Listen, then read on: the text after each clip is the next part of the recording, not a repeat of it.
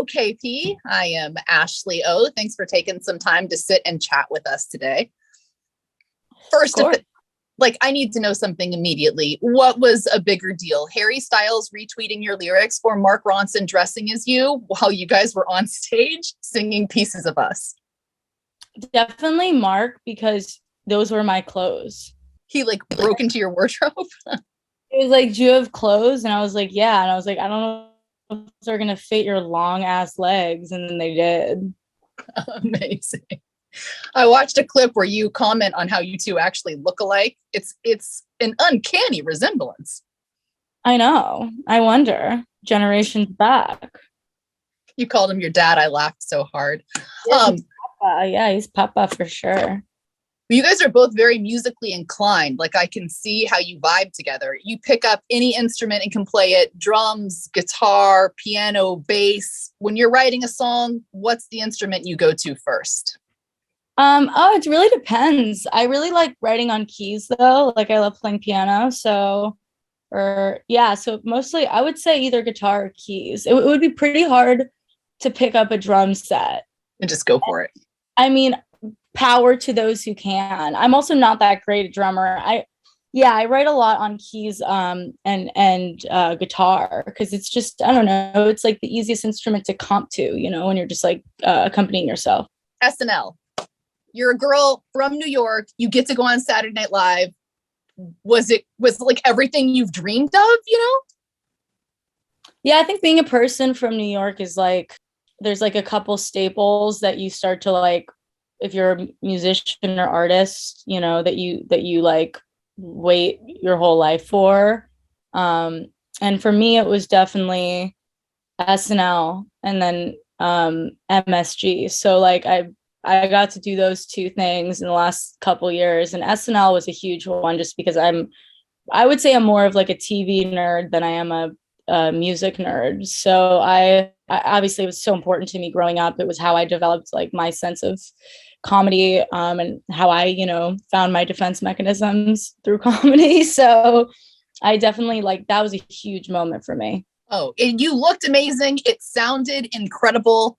I obviously went down the wormhole when realizing I was going to get to talk with you, including going on your Instagram page. You're going to have to explain Buckies to me. Sacred land, apparently. What is this? And what do you get when you go there? Buckies is something that I figured out existed because I toured Texas. Yes, which is a crazy state. But one of the fine things in Texas is Buckies, which is it's almost like a Walmart / gas station, but they have food that is barbecue, mostly meats. So it's something that kind of became both a joke and a very serious topic in my touring crew, because we would go to Texas and we'd be like, are we going to Buckies? And then we'd go and you get this pulled pork sandwich that's just not good for you. But it's I also buy a lot of merch from them. I love their merch. So my girlfriend was with me and we bought a lot of home goods supplies, some wine glasses, some shot glasses, a couple pairs of sweatpants, a very small pair of shorts designed for a child, and a couple t-shirts designed for a child. You guys had bags. It was fantastic. We had bags. I don't think I do that much damage at regular clothing stores. But take me to a gas station that sells pulled pork and you're whipping that cart out. But I mean, you can get it's kind of crazy. I don't know. There's the little pleasures on tour, Oh, for sure. Well, and also you're kind of reaping all the benefits of this amazing platform you created for yourself. I saw the Ralph Lauren ad. Holy cow, you look stunning. And I love the message behind it about how you talk about being the change you wanted to see and now being the change as far as representation is concerned. How does that feel for you to be in that position right now? Well, it'd be I guess, me and my girlfriend had a moment about it where we asked the Ralph Lauren team, we're because we've seen, you know, it's just kind of a historic campaign. So we went back and looked at like the original ones, and I was like, has there ever been like some gays in this? And they were like, no, you're the first. And then it kind of hit me like, wow, this is cool, because I think it's one thing to put gay people in an ad, which is common now, or queer people of all sorts, but I think it's another thing also to like show queer love, because I think that when you're a kid and you're looking at, you know, the many adverts and advertisements that you are inundated with in magazines, online, everywhere, and you don't see yourself, it becomes this kind of void. Like you're like, well, if I don't exist in this format, if I'm not there in the same way straight people are constantly making out and like just, you know, like, and constantly, it's like it's hard to show people that that queer love is possible, which is it's crazy that our country's even there. But so it meant a lot to me. And obviously working with my girl is always fun. I mean, getting, you know, your photo taken and making out for a day, not a bad day. And then Ralph Lauren, girl, you know, you were styling. Yeah. It's beautiful to see representation like that happening. And it's also just great to see women coming into their own. And March 8th is International Women's Day. What are your thoughts on how you will celebrate International Women's Day this year?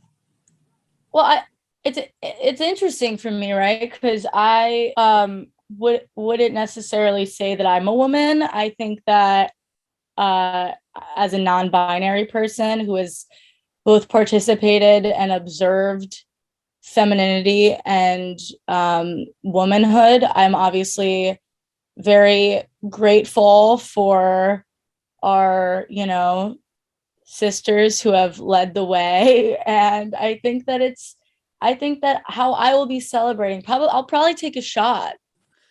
Oh man. Well, you know, you inspire women. So how does that on that day, how do you hope to further inspire women? Like, are you gonna be posting about it? Is there a woman that's actually inspired you in your world that you'll want to take a moment to reflect on that day? I'll think about all the women, like gorgeous, wonderful women and women plus in my life that I love so much. My mother, my grandmother, my girlfriends.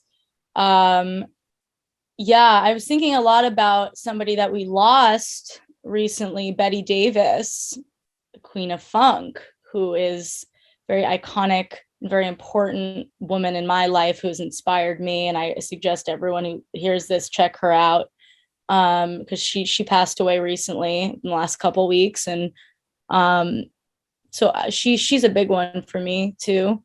But yeah, I don't know. Will I post something? Maybe I'll get a gown, like, or something, and dress up, or do like a gown moment or something like that. I have to think about the concept art. It'll take me a couple days. Well, you inspire people through your music all the time. And I know you just got off tour with Casey Musgraves. I was hoping maybe we're going to get a little new music post or something. I assume on tour a lot of writing happened. Do you have anything going on like that? I've been kind of teasing some of the new music on tour, because I do have an album that is done and being mixed right now. So I'm going to be putting out a single soon, and I'm going to be announcing it soon. So I've been kind of teasing it, and those who went to the show heard it.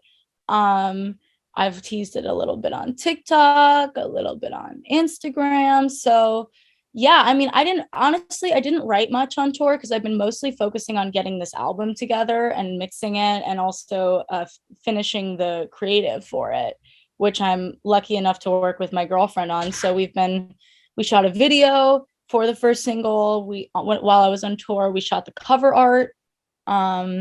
So yeah, that's basically what I've been doing. Ooh, that's nerve-wracking. Like, all that work you're about to put out in the world, it's got to be some kind of feeling.